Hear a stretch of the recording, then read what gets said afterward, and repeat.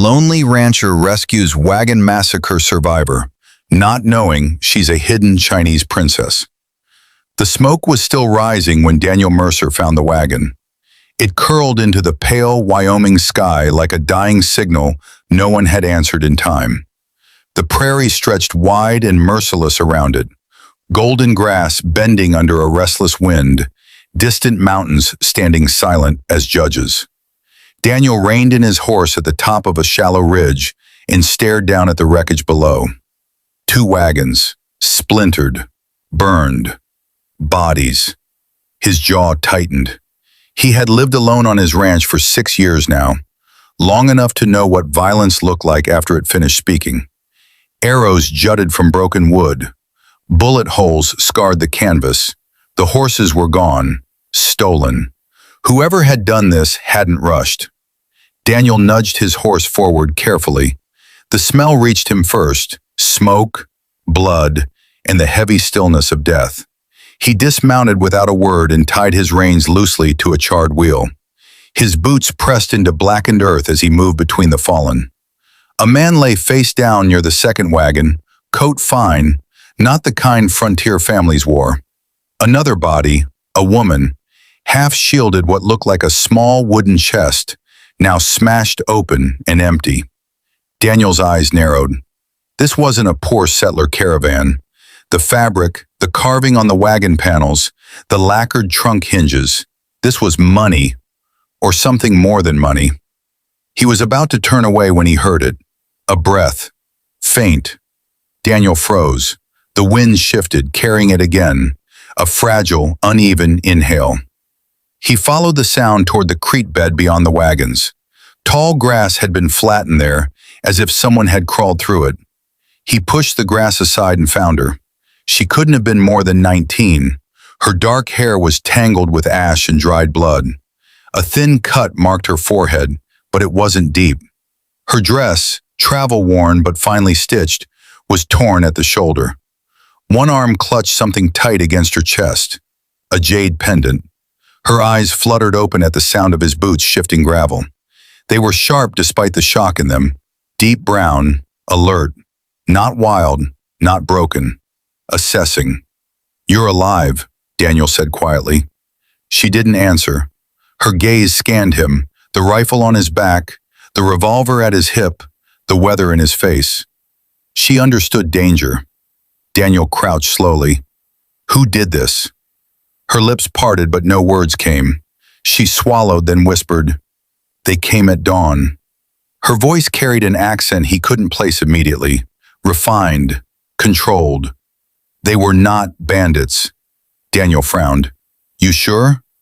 She nodded faintly. "They searched, not robbed. They took something." Daniel glanced back toward the broken chest. Empty. "What's your name?" he asked. A hesitation. Just a flicker. "May." He studied her. The lie wasn't in the name. It was in how carefully she gave it. "Can you stand, May?" She tried. Pain flashed across her face, but she didn't cry out. Daniel offered his hand. After a moment's calculation, she took it. Her grip was steady. He had seen survivors before. Most trembled. Most clung. She did neither. Daniel led her back toward his horse. "My ranch is 5 miles north. You'll be safer there." Her eyes moved toward the bodies. Something passed across her expression. Grief, yes, but also something else. Duty. "You should not help me," she said quietly. Daniel gave a humorless half-smile. Little late for that. He lifted her into the saddle and mounted behind her. She tensed at the contact but didn't resist. As they rode away, smoke continued to rise behind them like a memory refusing burial. The ranch house stood alone against the horizon, weathered wood and wide porch facing endless land. Daniel helped her down gently. Inside, the cabin was simple. Iron stove, long table, 2 chairs, a shelf of worn books. No photographs, no decorations. He set water to boil and cleaned the cut on her forehead. She didn't flinch. "You've done this before," she observed softly. "War," he replied. Her eyes flicked up. She didn't ask which one. Men like him carried it in their shoulders. Night fell heavy outside. Coyotes called in the distance. May sat near the stove, wrapped in one of Daniel's spare blankets. The jade pendant remained in her hand, thumb tracing its carved dragon design. Daniel noticed. Family heirloom? She met his gaze evenly. Something like that. Silence stretched between them, not awkward but careful. Those men, Daniel said finally, they'll come looking if they think anyone survived. I know. You got somewhere to go? Another pause. No. Daniel leaned back in his chair. He had spent years building walls around his life, walls of routine, of solitude, of not caring what the world beyond his fence line did. Taking her in would break that quiet, but leaving her wasn't an option he could live with. You can stay, he said, for now. Her eyes softened, just barely. Thank you. Days passed. May recovered quickly, too quickly for someone raised soft. She moved through the ranch with deliberate observation, counting steps, noting sight lines, studying where Daniel kept tools and weapons. Once he caught her practicing balance along the fence rail, as if reacquainting herself with control. You don't move like a settler's daughter, Daniel said one morning. She looked at him calmly. And you do not move like a simple rancher. Fair enough. That afternoon, Daniel rode into town for supplies. When he returned at dusk, he noticed hoofprints near the creek bend that hadn't been there before. Fresh. He dismounted slowly. The cabin door was slightly ajar. Daniel's hand moved to his revolver as he stepped inside. May stood in the center of the room, unharmed, but she wasn't alone. A man in a dark coat lay unconscious at her feet, a knife several feet away. She held Daniel's rifle with steady precision. He was waiting, she said evenly. He is not dead. Daniel stared at her, then at the man. Rope already bound his wrists. Efficient, clean. You did this? Yes, the way she said it left no doubt. Daniel studied her differently now. You want to tell me who's hunting you? Her fingers tightened slightly on the rifle stock. The careful mask returned. Men who believe something belongs to them. What? She lifted the jade pendant. The dragon caught the fading light. A symbol, she said, and what it represents. Daniel felt the weight of the moment settle between them. This wasn't random violence. This was pursuit. May, he said quietly, who are you? For the first time since he'd found her, uncertainty flickered in her eyes. Not fear, conflict. I cannot tell you, she whispered. Outside, another horse whinnied in the distance. Daniel's head snapped toward the sound. They weren't done. He moved to the window. Riders, 3 this time, approaching slow, confident. May set the rifle down and stood straight. Something shifted in her posture. No longer the wounded survivor, but something poised and resolute. If they see me, she said softly, they will not leave you alive. Daniel looked at her over his shoulder. They already crossed my fence.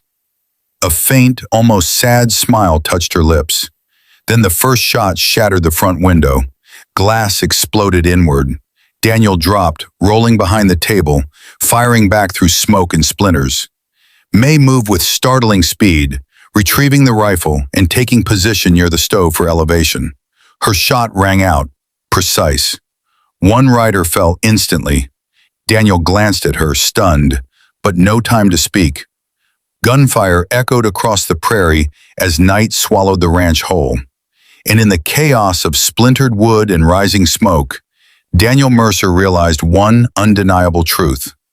The girl he had rescued from a massacre was no ordinary survivor. She was something far more dangerous. Daniel felt it settle into his bones as another bullet tore through the cabin wall. This wasn't random pursuit. This was precision.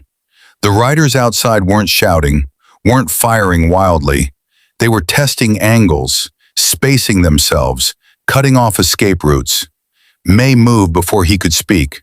She slid across the wooden floor, retrieving the rifle with controlled breath.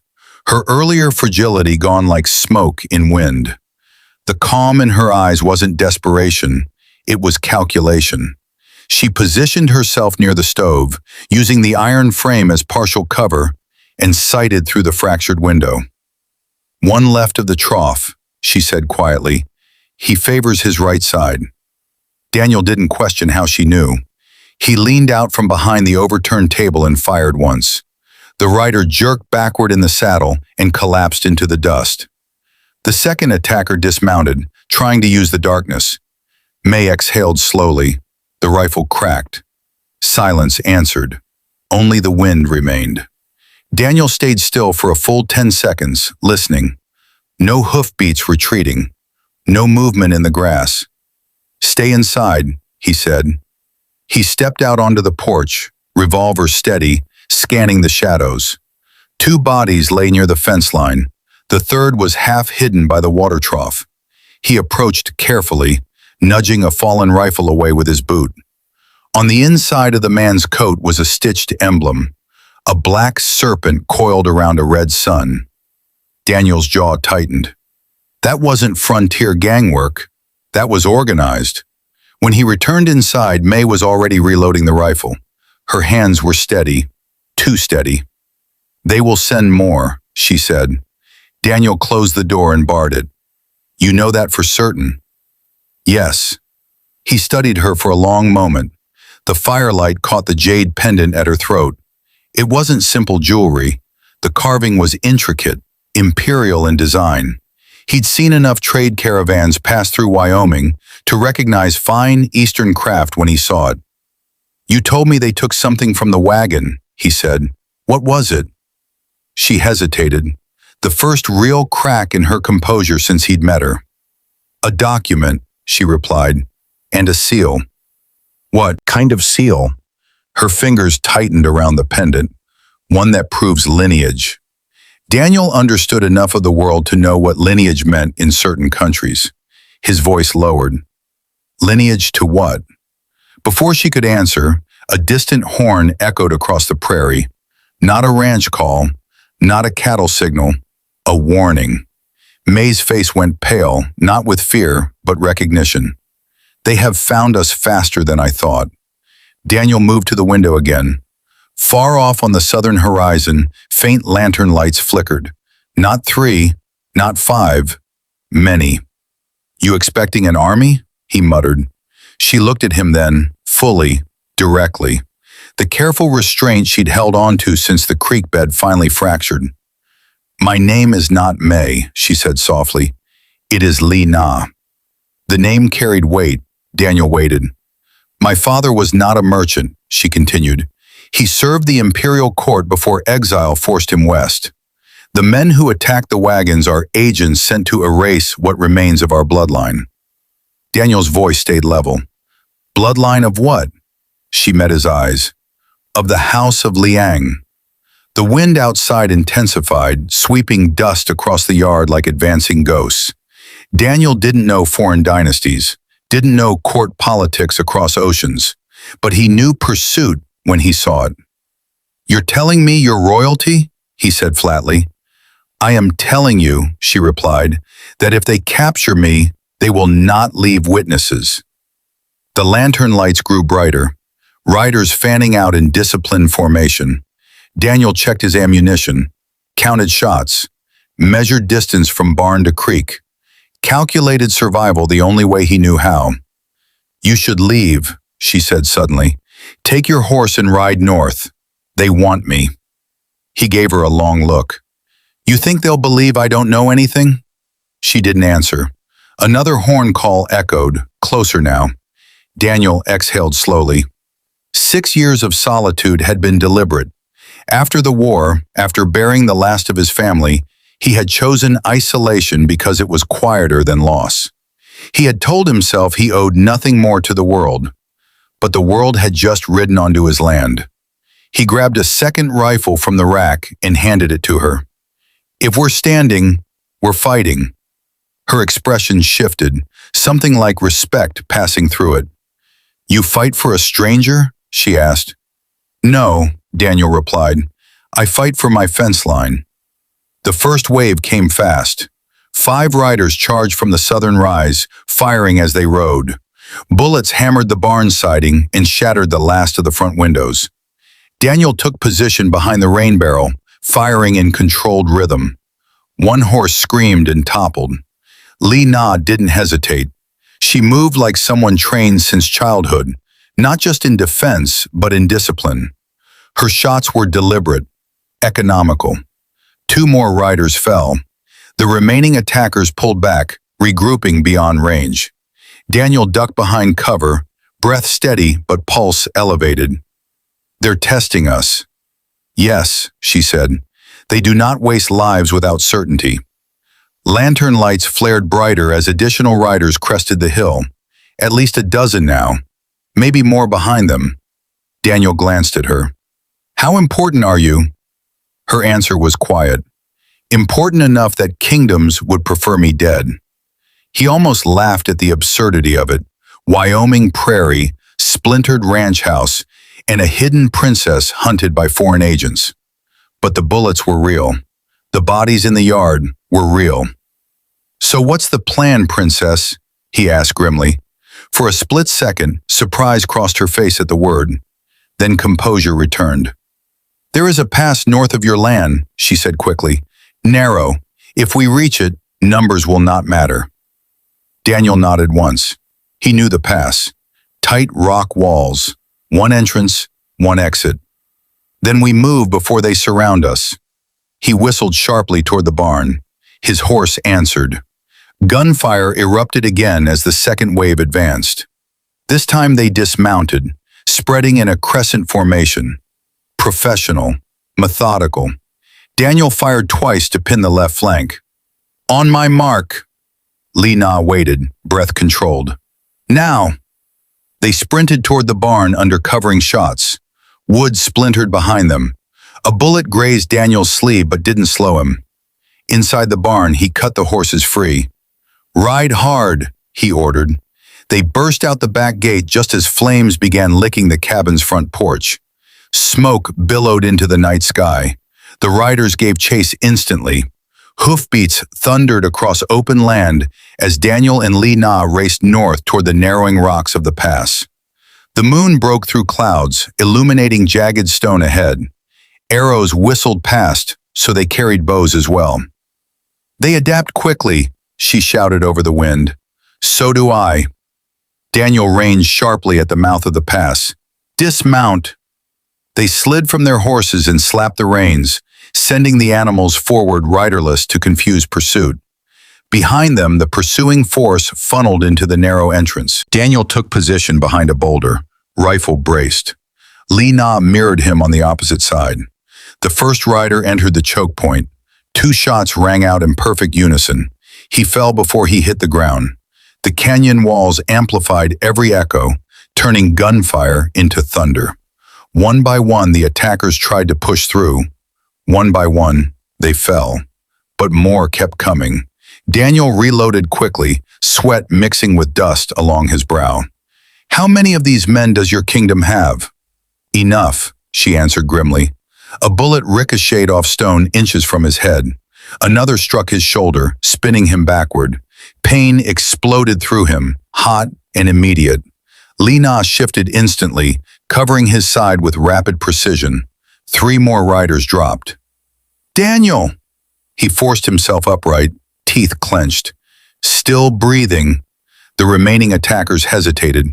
The pass had become a graveyard. Then from the rear, a commanding voice shouted an order in a language Daniel didn't understand. The men withdrew. Just like that. Silence returned to the canyon. Daniel leaned heavily against the rock, blood seeping through his sleeve. Li Na rushed to his side, tearing fabric to bind the wound. Her hands trembled for the first time since the shooting began. "They will not stop," she whispered. Daniel looked at her through the pain. "Neither will I." Moonlight illuminated her face fully now, not as a survivor, not as a runaway, but as something born to command.